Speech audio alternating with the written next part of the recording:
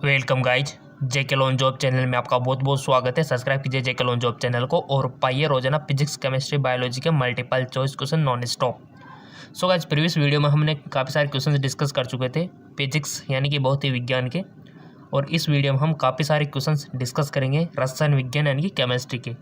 ये जो क्वेश्चन है आपके एग्जाम पॉइंट ऑफ व्यू से काफ़ी इंपॉर्टेंट है, और साथ में आपको एहसास भी हो रहा होगा कि आपको कितने आप सीख चुके हो। आपका एवल्यूशन भी यहाँ पर हो रहा है, ठीक है। एक तरह से आप अपना टेस्ट मान सकते हो, ठीक है। आप कितना सीख चुके हो, कितना आपको सीखना है, ठीक है। यहाँ पर पहला क्वेश्चन है आपका रसायन विज्ञान का कि इनमें से कौन से एक रेडॉक्स अभिक्रिया है। Which of this is redox reaction. 4 option आपके सामने हाजिर है। Zinc plus HCl, ZnCl2 plus hydrogen gas निकली हुई है, ठीक है। AgNO3 plus HCl, AgCl, HNO3, या फिर NaOH plus HCl, NaCl plus H2O, या फिर इनमें से कोई नहीं। रेडॉक्स अभिक्रिया आपको बतानी है और आप पढ़ते आ रहे हो रेडॉक्स अभिक्रिया के बारे में। तो सो गाइज, इसका राइट ऑप्शन हो जाएगा। पहले आप चूज करो गाइज, ताकि आपको खुद को भी पता लगे कि कितने क्वेश्चन हमारे सही जाते हैं और कितने गलत जाते हो, तभी मजा आएगा। आई होप आपने सोच लिया होगा वनो क्वेश्चन इसका राइट ऑप्शन। सो इसका राइट ऑप्शन हो जाएगा गाइज, ये वाली है जिंक प्लस 2 HCl, ठीक है। ZnCl2 प्लस हाइड्रोजन की पहली वाली, ये है रेडॉक्स अभिक्रिया। क्लियर। और आप सब जानते हो कि ऑक्सीडेशन क्या होता है, रेडॉक्स, सब आप जानते हो, ठीक है। तो चलो आगे, सिंपल क्वेश्चन है वैसे बेसिकली। यदि कोई प्रक्रिया साम्यावस्था में है तो when any process is in equilibrium। आपने पढ़ा होगा 12th में कि डेल्टा जी का मान उसके लिए क्या होना चाहिए। थोड़ा सा भी ध्यान लगाया होगा, दिमाग लगाया होगा, तो इजीली आप इसको कर पाओगे।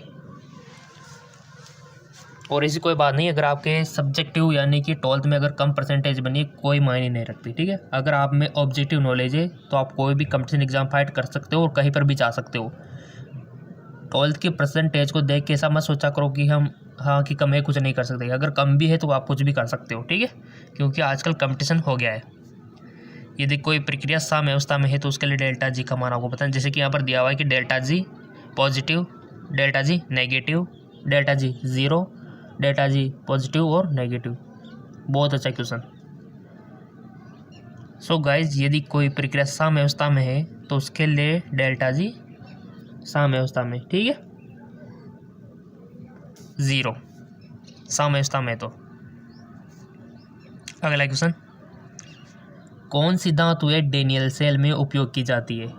विच are the metals which use in Daniell cell. Daniell cell जानते हो ना आप सब, रसायन विज्ञान में आपने डेनियल सेल के बारे में पढ़ा होगा, शुष्क सेल के बारे में पढ़ा होगा, विद्युत रसायन सेल के बारे में पढ़ा होगा, ठीक है। तो डेनियल सेल में उपयोग की जाती है कौन सी धातु है। यहाँ पर निकल एंड कॉपर, जिंक, जी, बताइए, अर्जेंटम।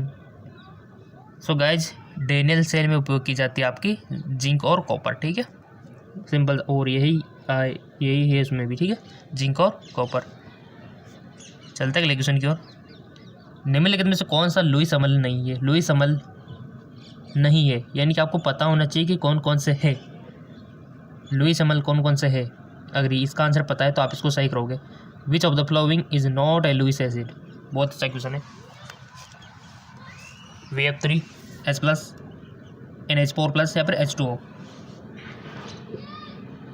सो गाइज, इसमें आपका राइट ऑप्शन हो जाएगा आपका H2O, ठीक है। ये लुईस अम्ल नहीं है, यानी कि इस क्वेश्चन से आप ये सीख गए हो कि BF3, H+ और NH4+ ये लुईस अम्ल है। इनको तो याद रख लें कि ये तो है और ये नहीं है, ठीक है, क्योंकि बहुत सारे को ये पता नहीं होता कोई कौन कौन से है। तो याद रख लेना BF3, H+ और NH4+ ये तो है, और H2O नहीं है। तो हमारा राइट ऑप्शन हो गया। कितना सिंपल है। अगला क्वेश्चन, दिए गए ताप पर प्रक्रिया स्वतः होती है। A process is spontaneous at the given temperature. दिए गए ताप पर प्रक्रिया स्वतः होती है यदि delta H equal to 0, delta H less than 0, या फिर डेल्टा एच ग्रेटर देन 0, या फिर डेल्टा एच और इसकी वैल्यू भी सामने आपके लिए दी हुई है, डेल्टा एच और डेल्टा एस की। तो दिए गए ताप पर प्रक्रिया संवर्धक कब होती है संवर्धक?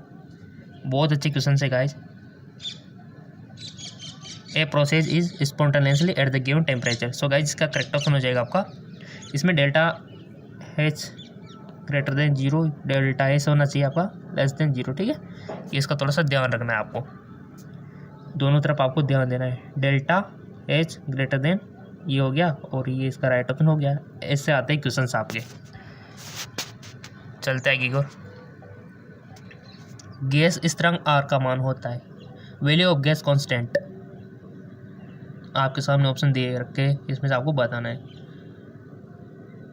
चारों ऑप्शन को देख लो आप अच्छे से। रग डिग्री मोल, इनके यूनिट भी सामने दी हुई है। गैस स्थिरांक आर का मान होता है, कितना होता है गाइस?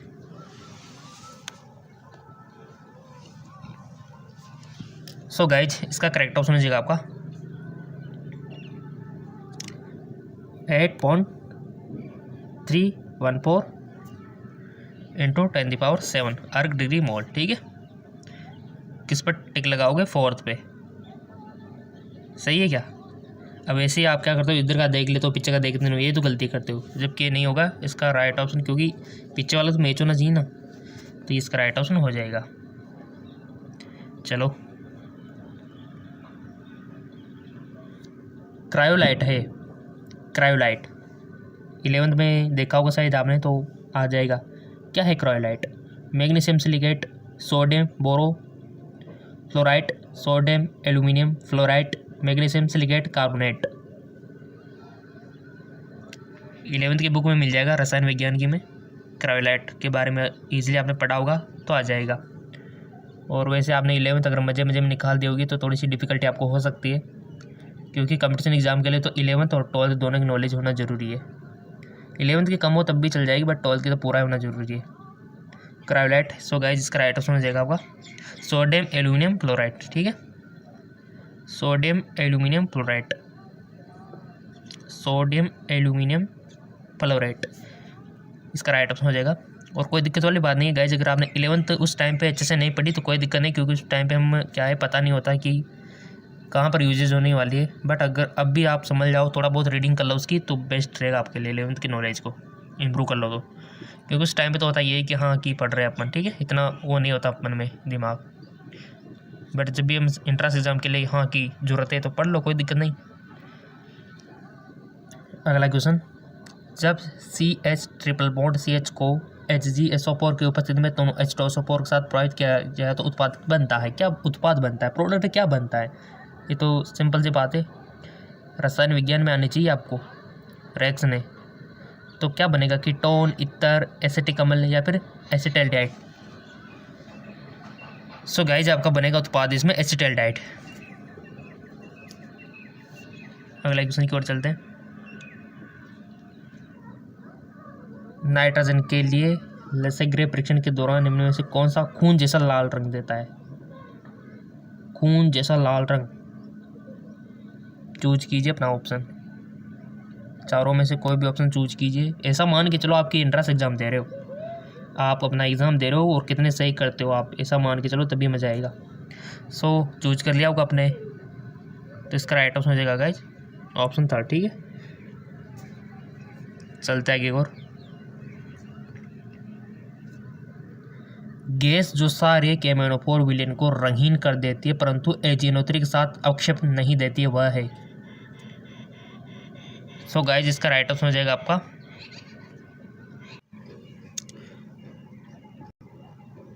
गैस जो सारे केमेनोफोर के विलेन को रंगीन कर देती है परंतु एजेनोत्री के साथ अवक्षेप नहीं देती है, वह है गाइज वो C2H4, ठीक है, C2H4। चलते आगे और, अगला क्वेश्चन है आपका, यदि 50 डिग्री सेंटीग्रेड पर उदासीन विलेन का pKw 13.36 है तो उस विलेन का pH आपको बताना है, जो कि आपको पता होगा गाइज pH कैसे निकालते हैं। ऑप्शन आपके सामने आ जाए कि 6.68, 7, 7.63, इनमें से कोई नहीं, तो राइट ऑप्शन हो जाएगा गाइज आपका 6.68। सो गाइस इसका राइट ऑप्शन हो जाएगा आपका 6.68। ठीक है, करेक्ट ऑप्शन फर्स्ट वाला हो जाएगा। नेक्स्ट क्वेश्चन कि उनकी मानक अवस्था में सभी तत्वों की एंथैल्पी होती है इकाई शून्य, जीरो से या फिर एक दूसरे से भिन्न। Zero, zero is the next. Bauxite का सूत्र बताना है गाइस आपको। देखो 11th से भी क्वेश्चन बनते हैं काफ़ी सारे। The formula of bauxite Al2O3 Al2O3.H2O या फिर Al2O3.2H2O या फिर आपका Al2O3.3H2O। बॉक्साइड का सूत्र आपको बताना है। वैसे ज़्यादा हार्ड नहीं है, अगर आपको पता होगा इसका फॉर्मूला तो इजीली आप इसको कर दोगे। इसका राइट ऑप्शन हो जाएगा गाइस, आपने सही चूज किया होगा, Al2O3.2H2O इसका राइट ऑप्शन हो जाएगा। ठीक है, बॉक्साइड से काफ़ी सारे क्वेश्चन पूछ ले जाते हैं डायरेक्टली, फॉर्मूले आपको पता होना चाहिए। अगला क्वेश्चन है कि निम्नलिखित द्रव्य युग्मों में कौन सा राउल्ट के नियम से धनात्मक विलयन प्रदर्शित करता है। आपके सामने ऑप्शन है CH3 CO CH3 CHCl3 या फिर C6H6 CH3OH H2O HCl H2O HNO3।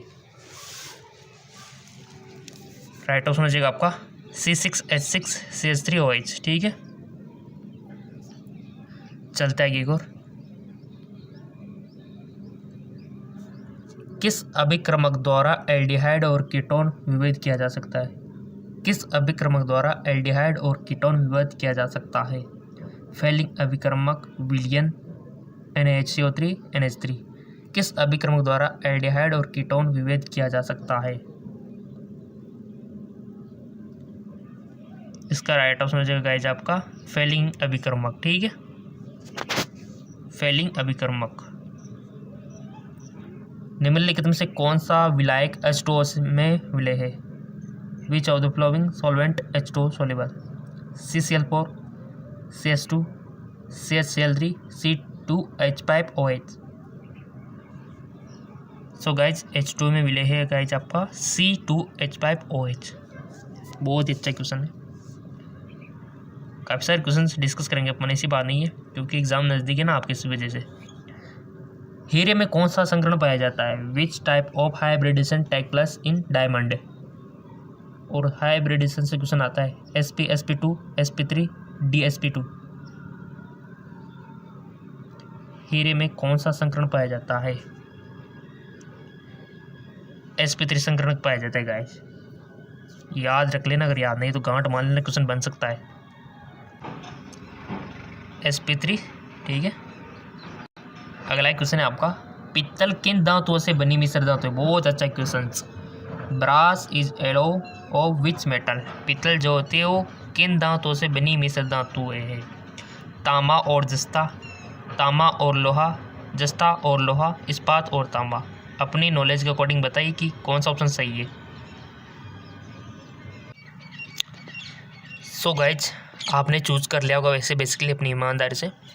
पित्तल किन धातुओं से बनी मिश्र धातु है, वो है तांबा और जस्ता। अगर आपने गलती किया है तो याद रख लेना, तांबा और जस्ता की है। काफ़ी सारी जगह यही क्वेश्चन पूछा जाता है कि कौन सी मिश्र धातु किन किन चीज़ों से मिलकर बनी है। अगला क्वेश्चन है निम्नलिखित में से कौन सा वर्ग नाभिक स्नेही है। Which of the following species is a nucleophile. यानी नाभिक स्नेही आपने पढ़ा होगा SN1 SN2 12th, याद करो 12th का रसायन विज्ञान का चैप्टर है आपके। नाभिक स्नेही NO2- Na+2 O2- या फिर CX2 या फिर CH3। कौन सा वर्ग नाभिक स्नेही है, तो राइट ऑप्शन हो जाएगा आपका NO2-। ठीक है, बहुत अच्छे क्वेश्चन है गाइस, इंपॉर्टेंट है, इंपॉर्टेंट सारे सारे। और यही नहीं है, आपके लिए एक और चैनल बना रखा है GK MCQs MK। जी हाँ बिल्कुल, लिंक नीचे दे रखा है GK MCQs MK। यहाँ पर भी आपको फिजिक्स केमिस्ट्री बायोलॉजी के क्वेश्चन मिलते हैं, लिंक नीचे दिया हुआ है इस चैनल का। अगला क्वेश्चन है आपका 6.58 pH के विलयन में H3O+ आयन का, थोड़ा सा इसको एडजस्ट कर लेते हैं, आयन का सांद्रण होगा। बहुत अच्छा क्वेश्चन। बताओ।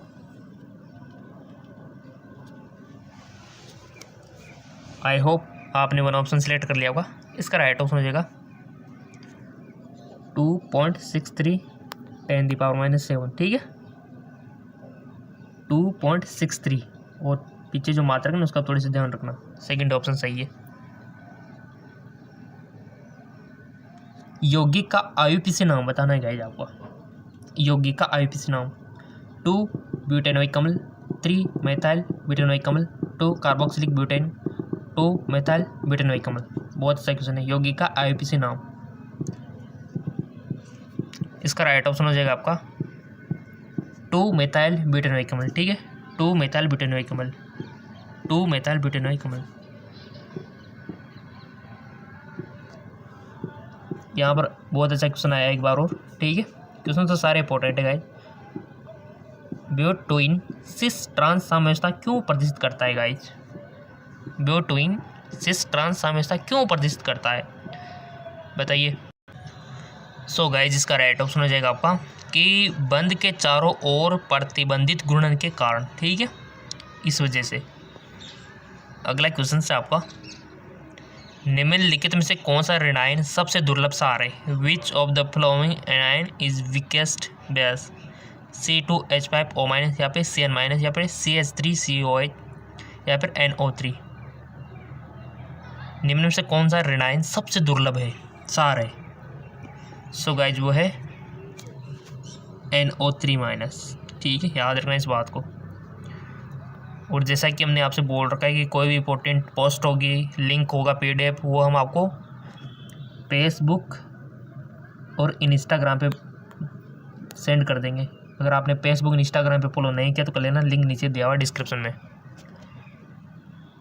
अगला क्वेश्चन है CH3O, CH3, C3H7 और C2H5O, C2H5 यौगिक रखते हैं। प्रकाश से समावेता, यहाँ से तो क्वेश्चन आता है समावेता से तो गाइस 100%। सिस ट्रांस समावेता, मध्यावेता श्रृंखला। अगर आपको इसके बारे में पता नहीं तो समावेता वाला चैप्टर देख लेना एक बार। इसका राइट ऑप्शन होगा मध्यावेता, मेटामेरिज्म। ठीक है, मेटामेरिज्म इसका राइट ऑप्शन हो जाएगा। अगला क्वेश्चन है आपका, जब HCOOH को सांद्र H2SO4 के साथ अभिकृत किया जाता है तो गैस उत्पन्न होती है SO2, CO, H2S, CO2। कौन सी होती है? जब HCOH को सांद्र H2SO4 के साथ अभिकृत किया जाता है कौन सी गैस उत्पन्न होती है? मोस्ट इंपॉर्टेंट क्वेश्चन है और ईमानदार से बताइए। और कितने क्वेश्चन आपने सही किए आप कमेंट करके बता सकते हो कि हमने 25 में से इतने क्वेश्चन सही किए। Right option CO, carbon monoxide इसको बोलते हैं, जो कि बहुत ही जहरीली है। ये हीमोग्लोबिन के साथ कंबाइन होके बहुत ही विषैला पदार्थ बनाती है। ठीक है, तो इसे बच के रहना चाहिए CO को लेने से, और ये बहुत ही विषाक्त होती है। और लिंक नीचे डिस्क्रिप्शन में दिया हुआ है।